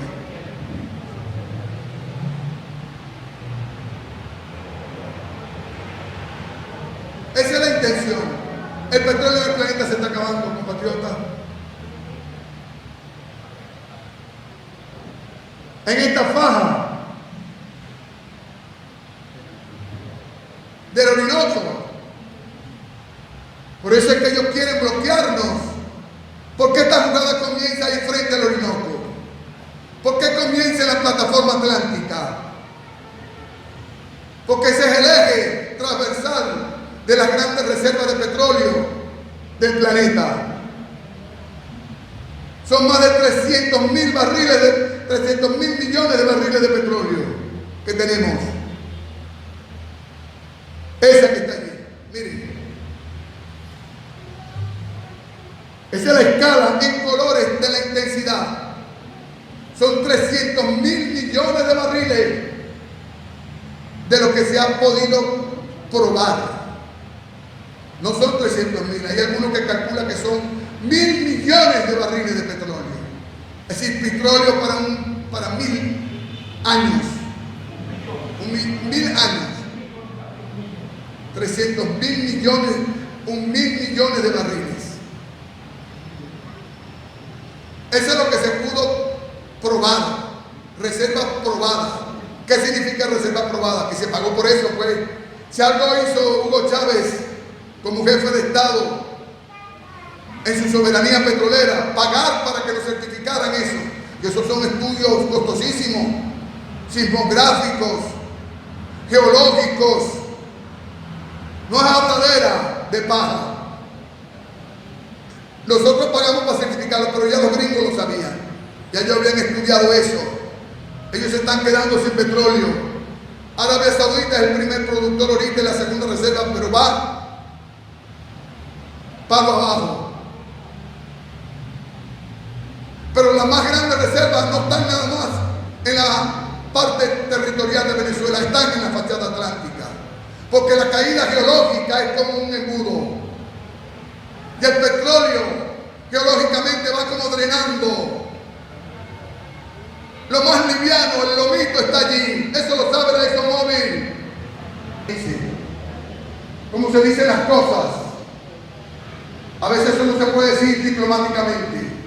Esto no es un espacio diplomático. Esto es un espacio de patriotas. Uno quiere endulcorar la cosa. Pero no podemos. Es una escalada. Hay unas tensiones diplomáticas. No es poca cosa lo que el presidente le ha dicho a este presidente irresponsable. Es como cuando tiene un problema con un vecino y hay otros asusándolo. ¿Con quién va a resolver el problema usted? ¿Con su vecino? Bueno, vecino, vamos a ponernos de acuerdo, ¿vale? Su perro todos los días viene y nos caga a la puerta de la casa. Bueno, que mi perro tiene que ir a cagar. Bueno, vaya y paseo y busque un sitio y recoge el pupú. Porque usted no puede andar con su perro cagando por todos lados. Hay que tener responsabilidad, ¿sí o no? Buena vecindad. Entonces, ahí está. Miren el tamaño del Esequibo. Escúcheme, que no es poca cosa. Es meter a Zulia, Lara, Falcón, Cogede, Carabobo, Miranda, parte de Anzoátegui y de Monagas. Ese es el tamaño del Esequibo. Son 159.000 kilómetros cuadrados. Y sale el Orinoco y ahí está que el Atlántico, come la lámina del Atlántico ahora. Esa curva que está allí es una cavidad geográfica, geológica de la creación de la Tierra. Cuando existían nada más mares y los mares empezaron a secarse, dicen que algunos por efectos de las placas tectónicas del planeta X, que esto no es una clase de geografía, pero se empezó a levantar la Tierra. Los primeros cerros, montañas que se levantaron en el planeta Tierra cuando se formó, fueron los que están allá en la Guayana, en los Tepuyes, y se creó una gran concavidad que generó un gran océano. Por eso es que nosotros geológicamente tenemos las grandes reservas de petróleo y de gas. Por eso acabamos de confirmar allá, porque no solo es petróleo, es gas también en el Caribe. Premium. Nosotros ya resolvimos el problema con Trinidad, en diplomacia, en respeto, en cooperación internacional. Eso es lo que estamos proponiendo, esa es la diplomacia bolivariana de paz. Lo que dice nuestra Constitución, la cooperación internacional, el respeto mutuo a los pueblos, decisiones conversadas, no con ánimo de guerra, ni venir a ofender y a patotear a otros, menos a nosotros nos van a patotear. Entonces, falta definir, por supuesto, los límites marítimos de la plataforma atlántica. Pero hay una controversia, hay que definir el término ya definitivo del límite de la República Cooperativa de Guyana con nosotros. Falta esa última raya que está allí. Esa raya no existe. Pero es una propuesta de fachada. Por eso llamamos la fachada atlántica venezolana. Y ahí están esos recursos. ¿Qué ha hecho este señor? Es este señor, en este gobierno de la República Cooperativa, ha llamado ahí inclusive en parte de la fachada atlántica frente a Trinidad.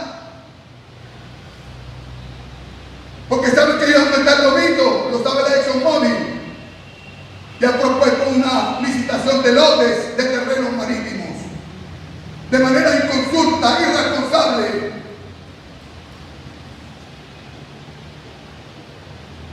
Es como si usted tuviera su patio de su casa y viene un vecino irresponsable y negocia su patio.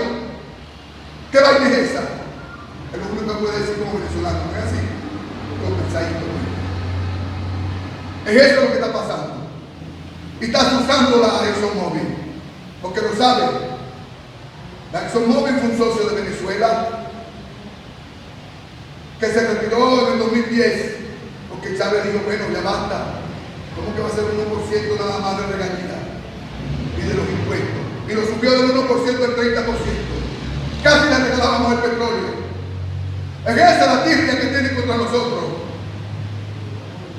Es eso. Y la ExxonMobil, hay que estudiarla, compatriotas.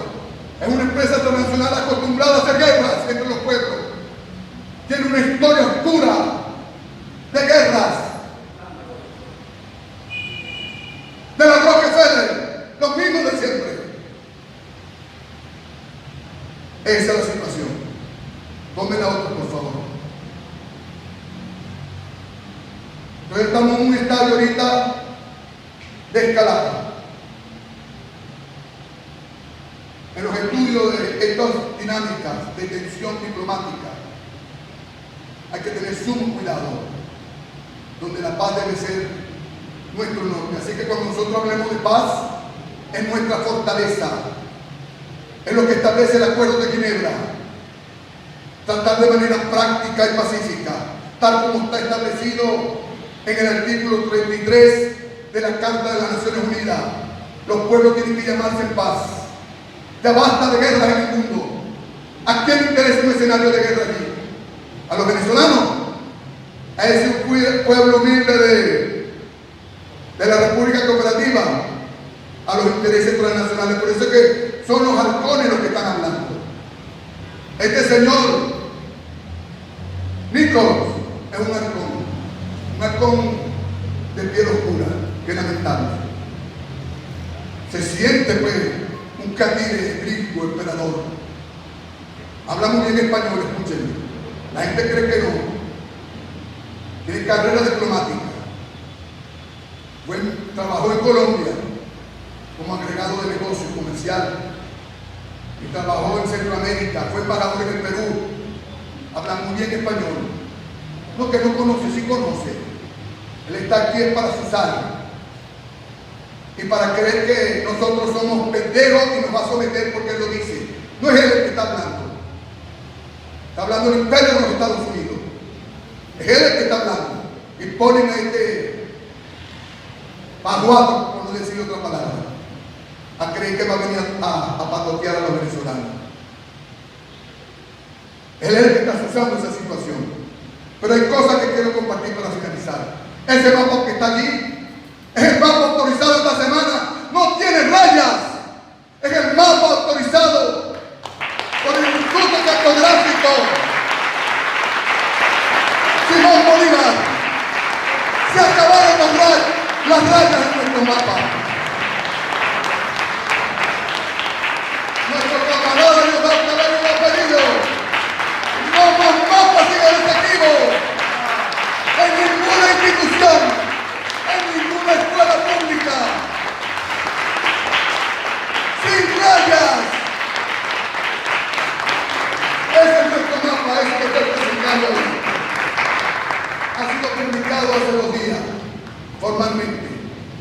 forma parte del esfuerzo que también ha hecho nuestra comisión con el doctor Carrasca. Ya fuimos a hablar sobre ese tema y lo hemos debatido en la comisión. ¿Quiénes son los actores? Pónganlo, por favor, de esta controversia, de esta, voy a utilizar la palabra porque es la palabra correcta, tensión diplomática, ¿verdad? No lo veamos como algo sencillo, por eso lo trascendente. Tenemos que pasar el switch de alerta, como decía Carlos Marx. Carlos Marx hablaba del motor de la historia, les digo el switch, el prendedor, pues, de la alerta de nosotros. Ahí están los personajes. Nicolás Maduro Moro, presidente de la República Bolivariana de Venezuela. Mohamed Irfan Ali, que es expresión de lo que está ocurriendo cultural y etnográficamente. Su mamá su señora madre es de la India, musulmana, por eso lleva el nombre de Mohammed. Su papá es surafricano. ¿Qué hizo Inglaterra en sus colonias? Como allí se trajo esclavos de África, de la India y de China. Eso es lo que esa sociedad está formada por esas tres grandes culturas universales. Hay hindú, musulmanes, hindú de las 1000 religiones de ellos. Gente de Sudáfrica, como el caso del papá de este señor. Y bueno, ellos tienen ahí en cuarta categoría lo que ellos llaman los amerindios, que son los pueblos. Yo estuve en un congreso de los pueblos indígenas la semana pasada. Nuestros hermanos indígenas dicen que no llegamos máximo a unos 40.000 habitantes originarios. Y hay como 30.000 personas más entre pueblos de la República Cooperativa de Guyana. Algunos asentamientos hasta de 1.500 personas. Muchos son emigrantes mineros que trabajan en explotación agrícola, minera, etc. Es un territorio deshabitado. Y la gente dice, bueno, ¿y por qué está deshabitado? ¿Por qué no lo hemos ocupado Venezuela? Me han hecho esa pregunta. Nosotros somos 30 millones de habitantes, mi querido profesor. 30 millones de habitantes no es nada, hermano, en términos poblacionales. ¿Ustedes saben cuántos habitantes tiene Ciudad de México? 55 millones de habitantes. Aquí mismo en Latinoamérica. No hay que ir muy lejos, aquí en Sao Paulo, 25 millones de habitantes, una sola ciudad. Y nosotros somos un país de inmensidad territorial.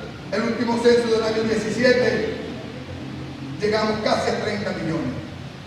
¿Sí?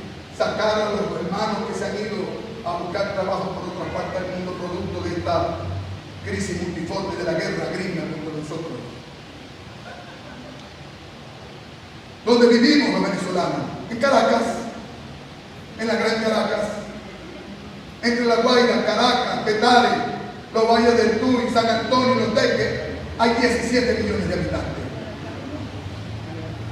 Y si vamos un poquito más allá, llegamos a Maracay, La Victoria y llegamos hasta Valencia. Pero para ir a otro sector poblacional, allá en el oriente del país, Puerto La Cruz, Barcelona y Cumaná, bueno, uno va por todo eso deshabitado. Mira para acá por la carretera y mira para allá. Uno va a San Fernando de Apure de Caracas y son sabanas y sabanas. Somos poquitos compatriotas. ¿Saben cuántos compatriotas de nosotros viven en un territorio inmenso que es el estado de Amazonas? 400.000 habitantes. ¿Saben cuánto hay en Bolívar? 1 millón de habitantes. ¿Cuánto hay en el Delta? 80.000 habitantes. Escuchen bien. Nada más en Caripao 1.500.000. Somos un país de densidad poblacional, poca. Pero por el hecho de que nosotros seamos pocos no significa que usted viene a quitarme la tierra. Ese es el dilema que tenemos. Viene un proceso interesantísimo, histórico, y nos ha tocado a nosotros la defensa. Ellos en esta decisión, porque eso es lo que significa la palabra laudo, decisión judicial, que de justicia no tiene nada. Eso es lo que significa laudo. después de un tribunal, ellos toman una decisión en París sobre un tema sagrado que es el territorio, como lo he explicado yo aquí. Y si se va a decidir sobre un tema sagrado en un tribunal, ¿dónde está la parte que es la propietaria originaria de ese territorio? No hubo venezolanos en ese tribunal. No hubo. Dos gringos, dos ingleses, un juez estonio al servicio del zarismo ruso, y decidieron de la manera más fatua, inefable, ruin, vil, ese laudo, esa decisión de París. Hay una anécdota en los registros de la historia. Un periodista se acercó a uno de los jueces que dirimían este tema, un lord inglés, y le preguntaron por qué no hay representación de Venezuela. ¿Sabe lo que dijo este señor? Apareció allí, pues, en el registro que hace el periodista de la época. Qué vergonzoso. No nos hemos reunido porque ese es un pueblo de salvajes.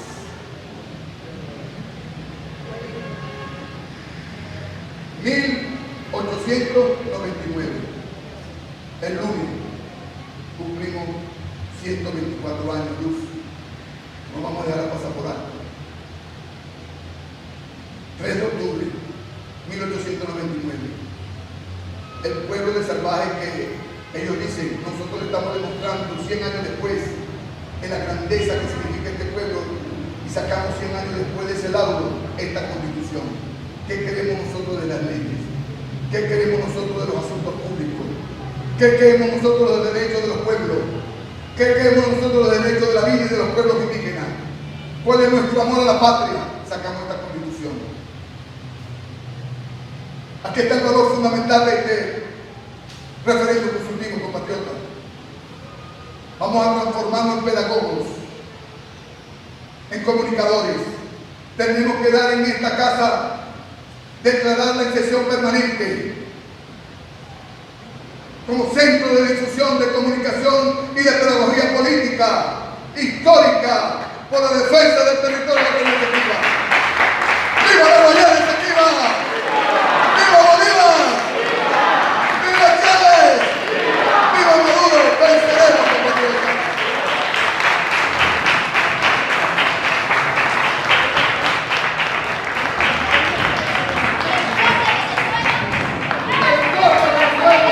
Nace la iniciativa.